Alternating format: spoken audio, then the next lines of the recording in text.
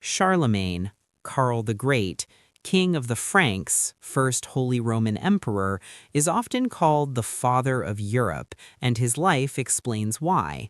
Born around 742, son of Pepin the Short, king of the Franks, he grew up in a Western Europe broken into small kingdoms and fading Roman systems.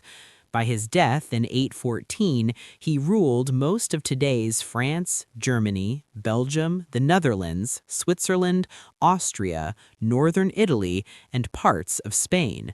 No one had united that much of Western Europe under one ruler since Rome fell. He did it mainly through war. Charlemagne led dozens of campaigns. He crushed the Lombards in Italy, pushed back Muslim forces in northern Spain, and fought more than 30 harsh years against the Saxons in what is now northern Germany, forcing them to submit and convert to Christianity. Those Saxon wars saw mass deportations, forced baptisms, and the reported execution of thousands of rebels in a single day. His rule mixed deep religious zeal with extreme violence, something historians still argue about. But he was more than a conqueror. To hold this vast realm, he built systems. He divided his lands into counties ruled by counts and sent royal inspectors, missi dominici, to travel, check on officials, and report directly to him. He ordered laws to be written down, backed a new, clear handwriting called Carolingian minuscule to standardize texts, and pushed hard for better education of priests and nobles. Under him, literacy, book copying, and learning surged in what we call the Carolingian Renaissance. The key moment came on Christmas Day in the year 800. During Mass at St. Peter's in Rome, Pope Leo III suddenly placed a crown on Charlemagne's head and proclaimed him Emperor of the Romans. This act signaled that the fallen Western Roman Empire now had a new protector, a Frankish king from north of the Alps. Charlemagne later said he didn't expect it, but the message was clear. Frankish military power and the Catholic Church were now the core of Western Christian politics. His empire broke up within a few generations, split among his grandsons into realms that roughly foreshadow modern France, Germany, and Italy. Yet his model set endured. The imperial title he revived became the basis of the Holy Roman Empire, which lasted in some form until 1806. His reforms in law, administration, and education shaped European society for centuries. Even today, his shadow is obvious. Both Germany and France claim him as part of their national story. The very idea of a united Europe under shared laws and Christian culture, and even our sense of a distinct Western civilization, trace back in large part to Charlemagne's rule. When people call him the father of Europe, they're capturing how much of the continent's political map, church structure, and identity runs straight through his reign. Otto I, or the Great, is the ruler who turns early Germany into a real European power.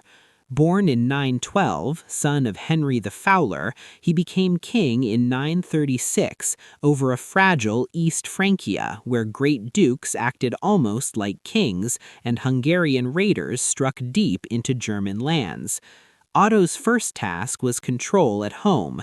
He crushed several noble revolts, including one led by his own brother and son, and forced the dukes of Saxony, Bavaria, Swabia, and Franconia to accept him as clear overlord. To weaken them, he raised up bishops and abbots, giving them land and authority in return for loyalty, creating a church-based support network. His turning point came at the Battle of Lechfeld in 955 near Augsburg. There, he led a German army that destroyed a major Hungarian force. After this defeat, the Hungarians stopped large raids into Central Europe. For people at the time, Otto I became not just a German king, but a defender of all Latin Christendom. With his position secure, he pushed into Italy. He intervened in its tangled politics, defeated rivals, and protected the Pope. In 962, in Rome, Pope John XII crowned him Emperor of the Romans. This act is usually seen as the birth of the medieval Holy Roman Empire, centered on a German king who now claimed to be heir to ancient Rome. Otto's realm stretched from the North and Baltic Seas through Germany into northern and central Italy. When he died in 773, he left a stronger monarchy, a tighter bond between crown and church, and a revived empire that later rulers would try to copy. In medieval memory, Otto I stands beside Charlemagne as a founder figure. If Charlemagne is the father of Europe, Otto I is the maker of the first lasting German-Roman Empire.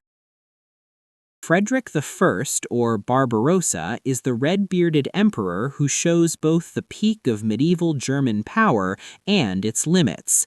Born around 1122 into the powerful Hohenstaufen and Welf families, he became king of the Germans in 1152 and Holy Roman Emperor in 1155.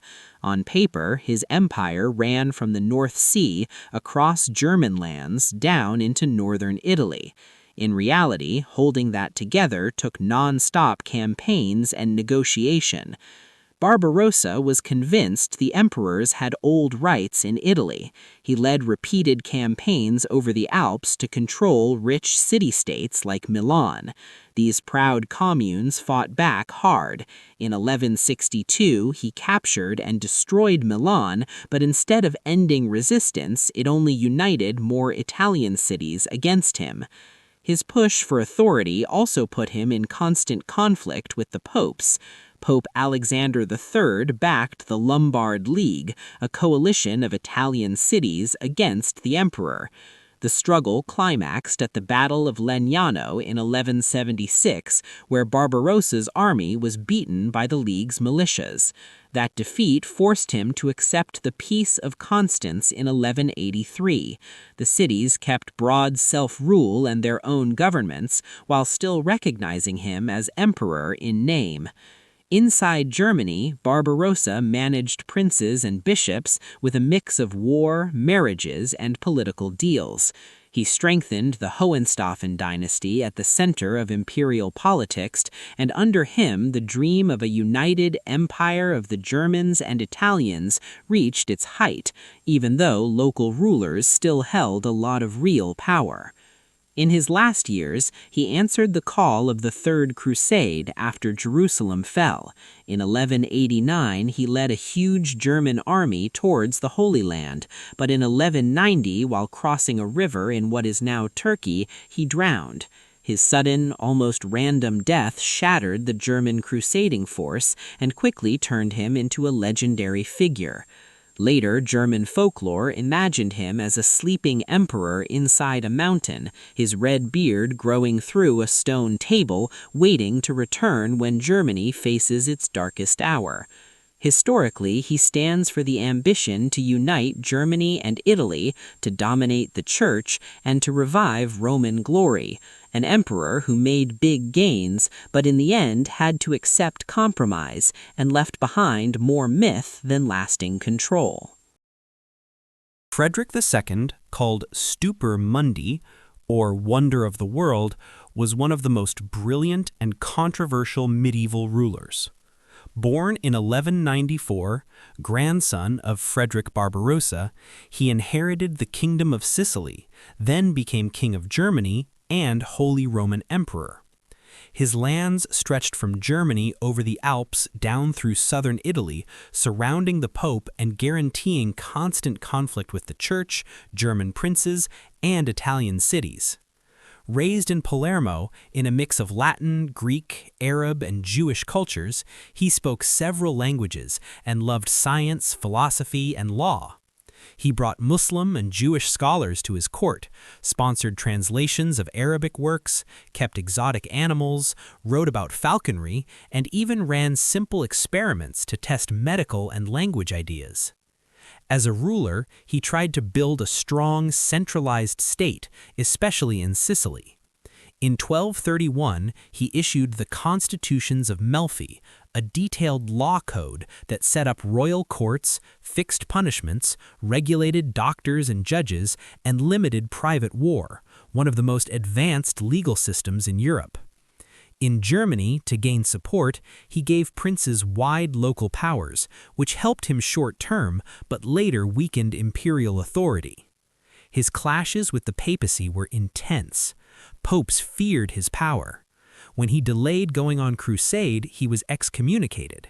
He went anyway. On the Sixth Crusade, he used diplomacy, not big battles, to cut a deal with the Sultan al-Kamil that peacefully restored Christian control of Jerusalem for a time. It was a huge success, but angered church leaders who hated his independence and close dealings with Muslims. Back in Italy, he fought long wars against papal-backed enemies. His supporters, the Ghibellines, and his rivals, the Guelphs, turned much of Italy into a battlefield. Popes called him a heretic and even the Antichrist. When he died in 1250, worn down by these wars, his dynasty soon lost control, and the Holy Roman Empire slid into a long period of weak central power. Frederick II's impact was massive. He pushed written law and bureaucracy further than almost any ruler of his age, built a model centralized kingdom in Sicily, and ran a multicultural intellectual court rare for the Middle Ages. His mix of genius, hard rule, scientific curiosity, and war with the church is exactly why people in his own time called him the wonder of the world. Henry IV is the emperor whose life is defined by one huge church-state clash, the investiture controversy. Born in 1050, he became German king as a child and later Holy Roman Emperor. His power relied on appointing bishops and abbots who ruled lands and backed the crown. In the 1070s, Pope Gregory VII pushed church reforms, claiming only the church could invest bishops with ring and staff. Henry refused, kept naming his own men, and even tried to depose Gregory. The Pope struck back by excommunicating him and encouraging German nobles to rebel. With his rule collapsing, Henry crossed the Alps in winter 1077, went to Canossa, and reportedly stood barefoot in the snow for days, begging forgiveness. Gregory lifted the excommunication, but Henry's image as an unquestioned ruler was broken. Years of civil war followed.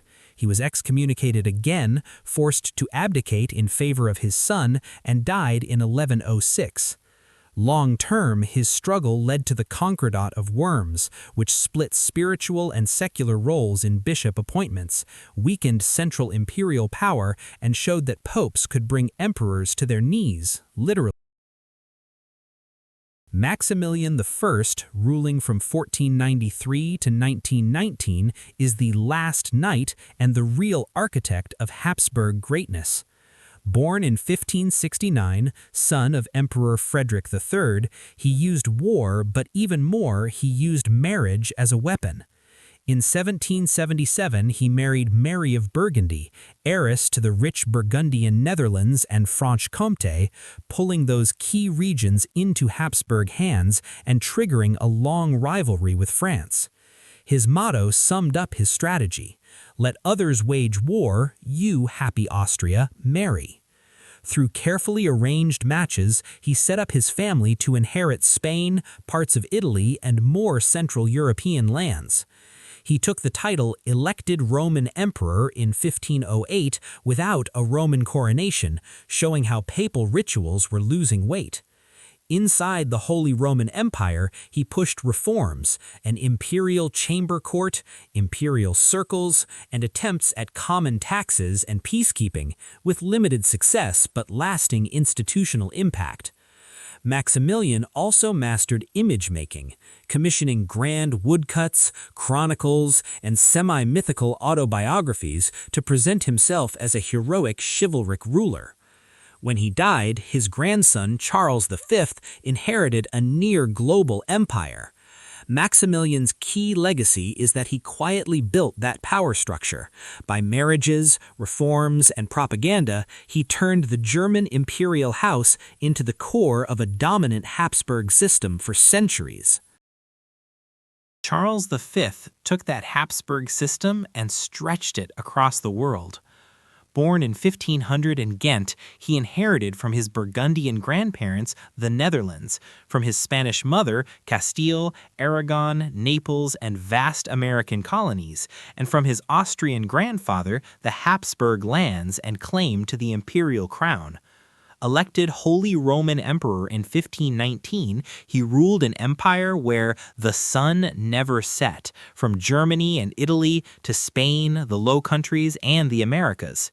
His reign was shaped by three massive struggles. Inside the empire, the Protestant Reformation sparked by Martin Luther from 1517 onward. Abroad, constant wars with France over dominance in Italy and Western Europe, and a life-or-death rivalry with the Ottoman Empire under Suleiman the Magnificent, which pushed into Hungary and the Mediterranean.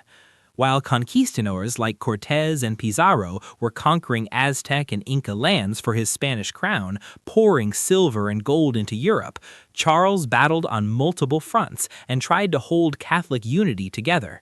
By the 1550s, religious division in Germany, endless war costs, and political fatigue drove him to a rare step for such a ruler: abdication. In 1555 to 56, he split his possessions, giving Spain, the Netherlands, and the colonies to his son Philip II, and Austria and the imperial title to his brother Ferdinand I. He retired to a monastery and died in 1558. Charles's reign marks the peak of Habsburg reach and the moment Europe accepted permanent religious and political fragmentation instead of one universal Christian empire. Frederick William, known as the Great Elector of Brandenburg, Prussia, is the man who turns a devastated backwater into the seed of Prussian power. Born in 1620, he took over in 1640 in the final years of the 30 Years' War. His lands, Brandenburg, the Duchy of Prussia, and scattered territories were poor, divided, and ruined by constant marching armies.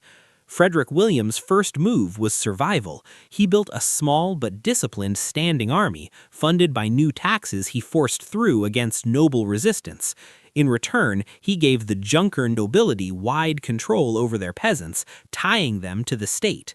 He used this army and smart diplomacy to play bigger powers, Sweden, Poland, the Habsburgs, against each other, gradually gaining more independence and territory. He welcomed persecuted groups like the French Huguenots, boosting population, skills, and trade in cities like Berlin. Step by step, he centralized administration, cut the power of regional estates, and tied his scattered lands together under his direct control. When he died in 1688, Brandenburg, Prussia was still not a kingdom, but it was no longer a helpless, war-torn province. It was a disciplined, militarized, centralized state with a reputation for efficiency and toughness. Later Prussian kings, like Frederick the Great, built on his foundations. That's why, even without a royal title, the Great Elector is seen as the real founder of Prussian and later German power. Frederick I, first king in Prussia, is the man who turns Brandenburg, Prussia into the Kingdom of Prussia. Born in 1657, son of the Great Elector Frederick William, he inherited a still fragile but rising state in 1688. He craved royal status to match bigger powers. Through careful diplomacy, he won support from the Holy Roman Emperor Leopold I during the War of the Spanish Succession. In return for backing the emperor with troops, he was allowed to crown himself king in Prussia in 1701 in Königsberg. The title was carefully worded, in Prussia, not of Prussia, to avoid angering Poland and other princes, but symbolically it was huge. It lifted his house from an electorate to a full kingdom, gave Prussia new prestige, and laid the groundwork for later expansion. Charles I loved ceremony, built grand palaces in Berlin and Potsdam, and turned his court into a mini Versailles. When he died in 1713, the state's finances were strained, but Prussia now stood in European eyes as a kingdom, not a minor German principality. He's remembered as the founder of the Prussian kingship. Frederick William I, the Soldier King, takes that new kingdom and hardens it. Born in 1688, he succeeded his father in 1713 and instantly cut court luxury, dismissing artists and reducing spending. He poured money into the army, growing it from around 40,000 to over 80,000 men, one of Europe's largest per capita. He imposed brutal drill, simple blue uniforms, and iron discipline, making the Prussian army famous. At the same time, he built a rigid, efficient bureaucracy, strengthened tax collection, and tied the Junker nobility to army service, trading their social dominance at home for loyalty to the crown. He became legendary for his frugality, violent temper, and obsession with tall soldiers, forming a special giant regiment. Yet he used his army sparingly in big wars, preferring to use it as a deterrent and tool of pressure. By his death in 1740, Prussia was still not huge, but it was tightly run, militarized, and financially stable, a loaded weapon ready for his son to fire. Frederick II, the Great, pulls the trigger and makes Prussia a great power. Born in 1712, he clashed with his father over music and philosophy. But once king in 1740, he moved fast. He invaded Austrian Silesia, a rich industrial region, sparking the War of the Austrian Succession. Against stronger coalitions, he held Silesia, almost doubling Prussia's resources. In the 7 Years' War, 1756 to 1763, he faced Austria, France, Russia, and others at once. Prussia was invaded on several fronts and nearly destroyed, but Frederick's rapid marches, surprise attacks, and willingness to gamble in battles like Rossbach and Leuthen kept him alive until Russia switched sides. Prussia survived, still holding Silesia. At home, he was an Enlightenment ruler. He read and wrote with Voltaire, reformed laws, promoted religious tolerance, encouraged farming and industry, and called himself the first servant of the state. He was also a composer and flutist. By his death in 1786, Prussia had gone from second-tier state to major European power, rivaling Austria for leadership in the German world. Frederick the Great's mix of military genius and cultured kingship made him the classic, legendary Prussian monarch. Maria Theresa is the towering Habsburg ruler who holds her empire together and drags it toward modernity. Born in 1717, only surviving child of Emperor Charles VI, she inherited Austria, Bohemia, Hungary, and more in 1740 under the Pragmatic Sanction. Many powers refused to accept a female ruler. Frederick the Great immediately seized Silesia, triggering the War of the Austrian Succession. Against heavy odds, Maria Theresa rallied support, reformed administration, and kept most of her lands, though she lost Silesia. She spent the rest of her reign strengthening the state, restructuring taxes so nobles paid more, centralizing government, reforming the army, expanding schooling, and tightening state control over the Catholic Church while remaining personally devout. She was also a dynastic powerhouse, having 16 children and using marriages to weave alliances, most famously marrying her daughter Marie Antoinette to the future Louis XVI of France. Under her, Vienna became a major cultural and political center. When she died in 1780, she left a more unified, modern Habsburg monarchy, able to stand against Prussia and other rivals. In Habsburg memory, she is both a motherly figure and a tough wartime reformer, central to the myth and reality of Central European, German-speaking power. Joseph II, Holy Roman Emperor. Joseph II is the classic enlightened despot who pushed his empire hard and often too far. Born in 1741, eldest son of Maria Theresa, he became Holy Roman Emperor in 1765 and sole ruler of the Habsburg lands in 1780. Influenced by Enlightenment ideas, he wanted a rational, efficient state. He attacked old privileges, expanded religious toleration for Protestants and Orthodox Christians, eased restrictions on Jews, and tried to bring the Catholic Church under state control, closing many monasteries he saw as useless, regulating priests, and redirecting church wealth to schools and welfare. He modernized administration, tried to make German the main official language, reformed the legal system, limited torture, and sought more equal taxation across classes. In the countryside, he issued reforms for peasants, aiming to curb serfdom and reduce noble abuses. But his non-stop decrees, often imposed from above with little local input, provoked resistance everywhere. Nobles, clergy, and even commoners felt attacked or overwhelmed. In places like Hungary and the Austrian Netherlands, unrest flared into open revolt. By the end of his life, sick and discouraged, Joseph canceled many of his own reforms. He died in 1790, largely unpopular. Yet long-term, parts of his program, especially religious toleration, legal moderation, and a stronger bureaucracy, shaped the Habsburg state and foreshadowed later liberal changes. His tragedy was not his vision, but his speed. Wilhelm I, King of Prussia and first German Emperor. Wilhelm I is the cautious Prussian king who becomes the first German emperor. Born in 1719, he served as a soldier against Napoleon and saw Prussia's weakness firsthand. He became regent in 1858 and king in 1861, facing a parliament that resisted his army reform plans. To push them through, he appointed Otto von Bismarck as minister-president in 1862. Bismarck, with generals like Moltke, turned the Prussian army into a powerful modern force. Under Wilhelm's reign, Prussia fought 3 decisive wars, against Denmark in 1864 to seize Schleswig and Holstein, against Austria in 1866, winning at Königgrätz and creating the Prussian-led North German Confederation, and against France in 1770–71, crushing Napoleon III in the Franco-Prussian War.